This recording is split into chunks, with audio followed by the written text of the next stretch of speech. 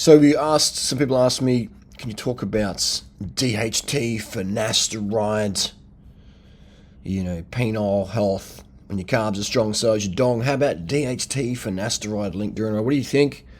You know, I've talked to a lot of people who've used finasteride. It's, some people are like, nah, no worries. Some people are like, nah, it's the worst thing ever. Let's have a look at what some of the studies say. All right. And if you've had any experience with finasteride, DHT, testosterone, let us know in the comment section below. All right, let's have a little discussion. Because can we rely on science? Is science today ever biased by Big Pharma? So I'll quickly go. We're on PubMed. This is again why you got to take any science with a bit of pinch of salt. Because these days anything can be corrupted with money. You don't have to look far in the media to understand that truth. So DHT, dihydrotestosterone, is active androgen in the maintenance of nitric oxide mediated penile erection in the rat. Why can't we do these studies on humans? You know what I mean? Why can't we do these studies on humans? What do the poor little rats do to deserve this? Let's do these studies on humans, man. So they're basically saying, these concluded that DHT is active androgen in the prevention of erectile failure in incarcerated rats. And suggests that, so DHT, not testosterone, okay? Not testosterone. So DHT is the important one. And finasteride, it blocks most of your DHT. This was done in 1995. So it was sort of before finasteride was really on the market big time. Jump over here. We have another study done on this one here, done on 2008. All right, 2008. So some bad news about finasteride had been out in the press, losing a few sales. Big Pharma, did they fund this study? Who knows? Who knows? So these scientists conclude down here. We conclude that 5-alpha reductase inhibitor, aka finasteride, do not lead to erectile dysfunction to a significant degree. Let's read that one again.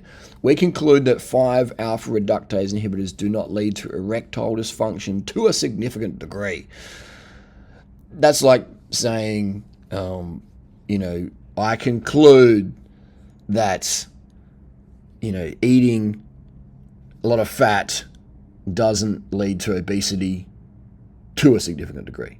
You know what I mean? Like it's a really political, it's like a politician sort of statement. It's really like, what?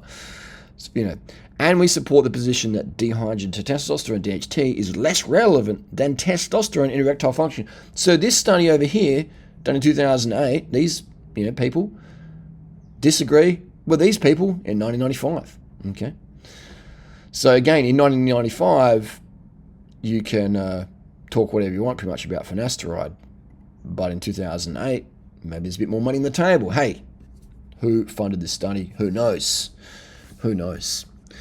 So this is more proof that you really got to do your own homework, talk to people, which again, you got trolls, internet, anyone can say anything under a fake account these days. So it's really up to the person to do their own due diligence. My opinions on suppressing DHT for the preservation of fur on your scalp, I don't know if that's a good trade-off. You know what I mean? I don't know if that's a good trade-off. But okay, a lot of people take finasteride and they love it. Some people don't love it. So it's up to you. Do your own homework. But if you do have hair loss, don't worry about it, man. You know what I mean? Like, seriously, do not worry about it. It won't, if you make it a problem, it is a problem. If you're like, then people don't care as much. No one in your life will care as much as you care about something like that, okay?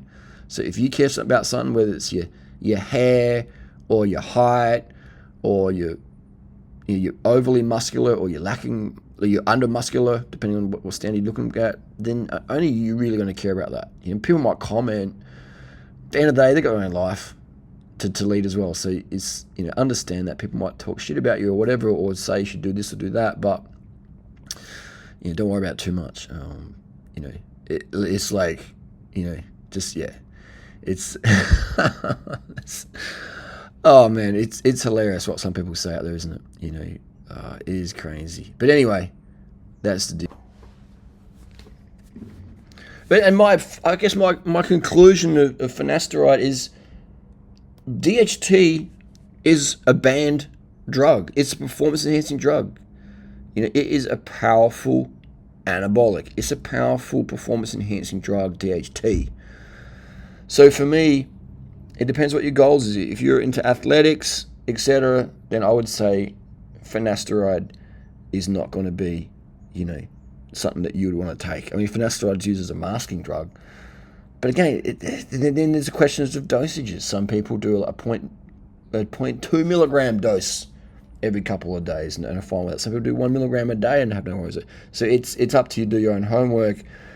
But it is a pretty new drug, man. It hasn't been around a long time, and a lot of people are really against it. Okay, but it's a drug that is readily handed out by any doctor. You say, doctor, I want to get some hair protection or whatever. They'll hand out finasteride, so you can lower your androgens. Right? You know what I mean? But if you want to boost your androgens, hey doc, I'm not feeling so good. Blah blah blah blah blah. Can I get some test or some DHT? Blah blah blah. Oh. No. That you are met with massive resistance. Almost 100% of doctors out there will prescribe a man or a man DHT lowering drugs. Right? Almost 100% of doctors out there will prescribe you a drug to lower your masculinity. And almost 100% of doctors out there will prescribe women the contraceptive pill, which lowers their femininity because it crushes their estrogen and crushes their testosterone.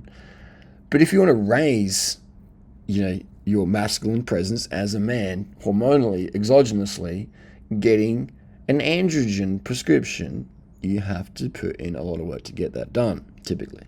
Okay? Especially in America, Australia, etc., England. So that is interesting. And does that have a bigger meaning? Is there some sort of conspiracy theory? I don't know. Who knows? But, it is the truth, and it is I find it quite entertaining.